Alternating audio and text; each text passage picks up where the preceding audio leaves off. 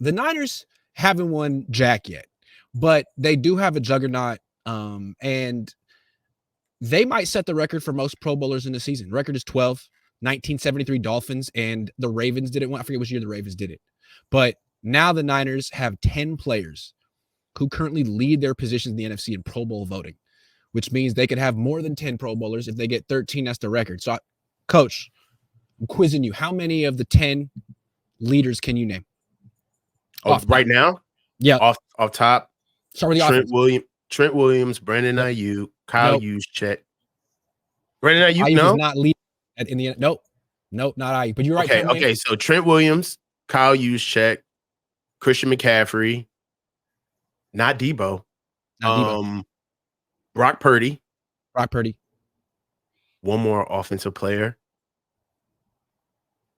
It's not Debo and it's not Brandon Ayuk. Yeah, I said Kyle Juszczyk. I said Trent Williams, Brock Purdy, and it's not Brendan. Oh, George Kittle.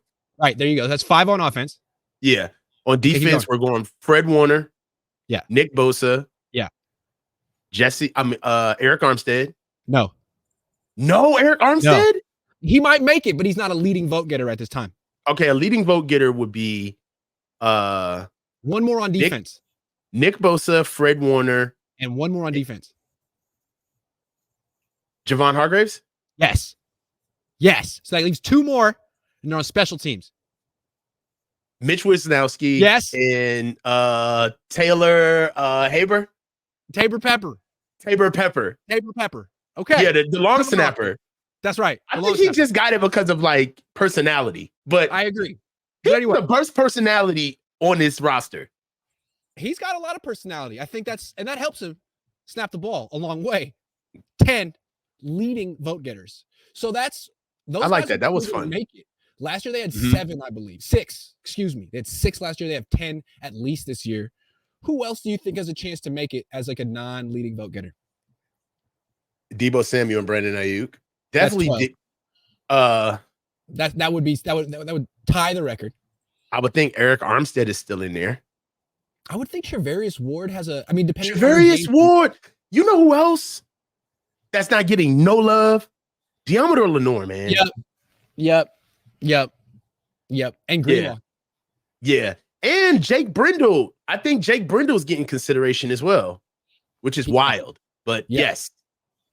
Yeah. So actually, they could make the argument if they win the Super Bowl this year and they have 13 Pro Bowlers and an MVP and an Offensive Player of the Year and a Coach of the Year. And this team has a chance to put itself in the conversation for best team ever. That's what's at stake this year. Doesn't mean they are that. Doesn't mean they'll be that. But that's lofty. That's heady stuff, and that's lofty aspirations. They can. I mean, it's all-time loaded squad. We're loaded. All time. We're loaded. You're in the conversation with like the Dolphins teams from the 70s and like just in terms of talent. So no excuse. You could always play Jimmy Garoppolo. Did you see there was a clip? Eric Armstead's doing a podcast and he had Charvarius Ward on, and I saw it. You saw it, right? Yes. I don't know what he's asking about the Super Bowl, and Charvarius Ward was like, "Hey man, like our game plan was to put the ball into Jimmy's hands," and Eric just starts laughing, and Charvarius starts laughing. Like that's the deal. That's he laughed sheepishly too. You saw the way he laughed. Like I can't believe you mentioned that. Kyle hates him, right? Like he's on the Raiders now, right? Yeah, cool. Yeah. Mm-hmm. Yeah. So I mean, but at the same time, we knew this. This stuff is just kind of rolling out now. But I feel like what we see as fans, there's a difference between what we see and it being the truth and what we see and it not being profitable. The truth and profitable are not congruent. They are not the same, right? And sometimes the truth is not good for profitability. So nobody wanted to really look at the fact that Jimmy was being carried. Like that's the rub. That's what the game was, and that's who we were back then. And that's what we're fighting against now. Yeah, absolutely. And now that Jimmy's gone and Brock Purdy's the quarterback and he's an MVP candidate, the perception about this team is totally different. Brock has to do with that. Because I think a lot of people looked at the Niners as, a flawed team.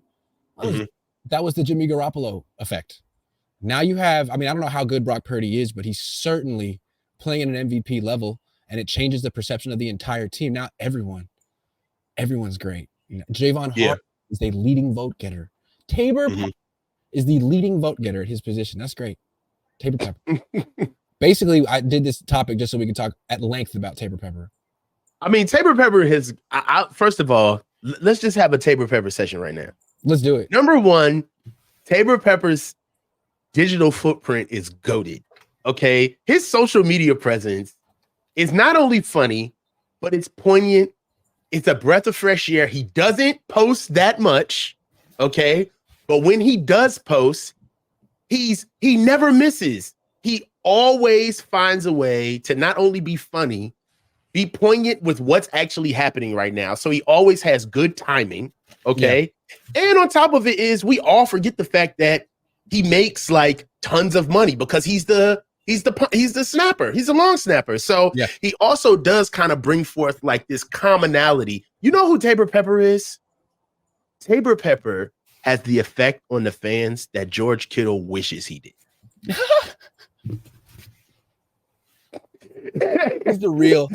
He's the people's long snapper. Yes. Like Tabor Pepper, his reach and how he lands on the fans is what George is trying to do, but he just never hits the mark. That's cold. All right, next topic. That's enough. Win the Super Bowl, guys. One of the best teams ever you could be.